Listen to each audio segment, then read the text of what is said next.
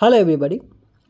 The period between 29th December 2025 and 17th January 2026 represents one of the most volatile astrological windows in the recent times. So in Vedic astrology, this time frame captures the transition of a massive clusters around 4 to 5 planets are involving here. The transition is from Sagittarius to Capricorn, that is Dhanu Rashi to Makara Rashi. It is shifting the global energy from some ideological war of words to physical military action, because Sagittarius is that law, it is governing the law, war of words and all, but whereas Capricorn is actually the physical military action.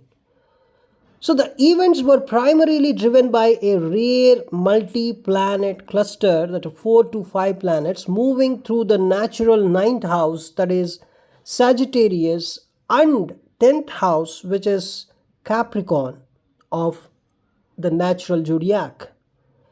And even more, around 3rd Jan, you can also see Ardra full moon. The moon was in Ardra Nakshatra. It's ruled by Rudra, of course. Ardra Nakshatra it's something like Rudra is called as the god of storms. So this Ardra Nakshatra is directly opposite a cluster of Sun, Mars and Venus. I think around 4 planets were part of this. So this created a kind of pressure cooker effect that time. So by seeing that, see, this particular effect where a sudden violent release of energy was a bit necessary that time. So that was happened on 3rd Jan 2026. And the Sagittarius to Capricorn shift. Sagittarius represents the international law. If you want to represent law in zodiac, that is Sagittarius. And Sagittarius also represents religion. It also represents the long range missile system of any country can be represented by Sagittarius energy only. And Capricorn represents the hard state. It represents army, it represents police, it represents executive authority, the natural 10th house.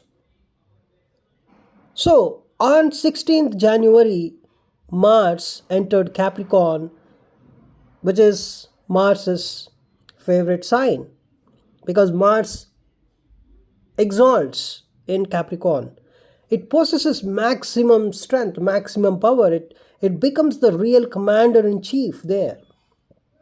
So this signaled the peak of military precision and the arrest of the world leaders even. So on 3rd January, you can clearly observe the Venezuela USA, the operation. The US launched some kind of military strikes and they captured Nicolas Maduro. So these things happened.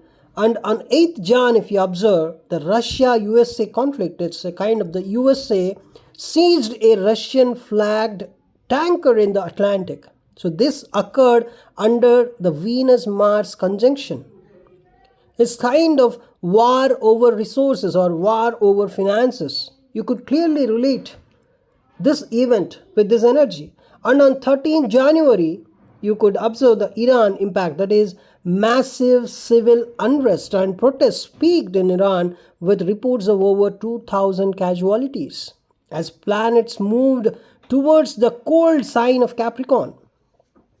And on 17th January, in Uganda, if you observe, the army seized opposition leader, right? It's following a kind of disputed election coinciding with some, Mercury's entry into the authoritative Capricorn. This was happened on 17th January 2026. So the real world logic of these Vedic astrological positions, right? So clearly in the late December, what we discussed, the whole things happened. It's a kind of starting of a Dharma Yuddha, you can say. So the Sun, Mars and Venus were in Sagittarius that time. So it ignited a Dharma Yuddha. as a war based on some perceived righteousness, some kind of perceived law, you can say. So the USA justified the Venezuela strike not as a war but as a law enforcement action.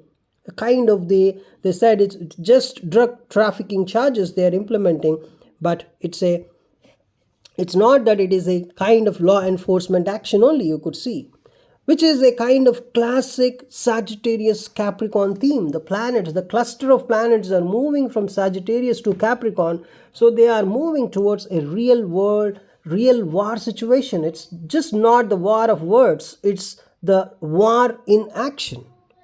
Now, as Mars approaching the Capricorn on 16 January, the energy shifted from striking to capturing. So Capricorn rules the structure of the world. The capture of Maduro and the military takeover in Uganda are literal manifestations of this Mars sitting in the house of the president, that is Capricorn. Capricorn is the 10th house, it's the powerhouse. So clearly the energy is shifting towards Capricorn. So now in February, you can see a very bigger conflicts among the world leaders, and USA is going to be the center of this whole thing. And Rahu was also in Shatabhisha Nakshatra, that is in Aquarius sign. It's a sign ruled by Saturn. So Saturn also rules Capricorn, where the cluster was, and Rahu acted as a multiplier. So it made the whole events a kind of sudden, tech-heavy, unconventional, because Rahu is unconventional. Rahu is tech-heavy. Rahu is sudden in nature. You just observe the surgical precision of that, Caracas strikes, that Maduro capturing, right? Capturing Maduro and the seizing of tankers on the high seas.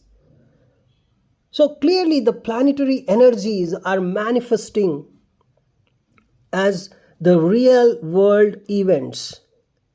So February is going to be a very big test for the whole world. So thanks for watching this video.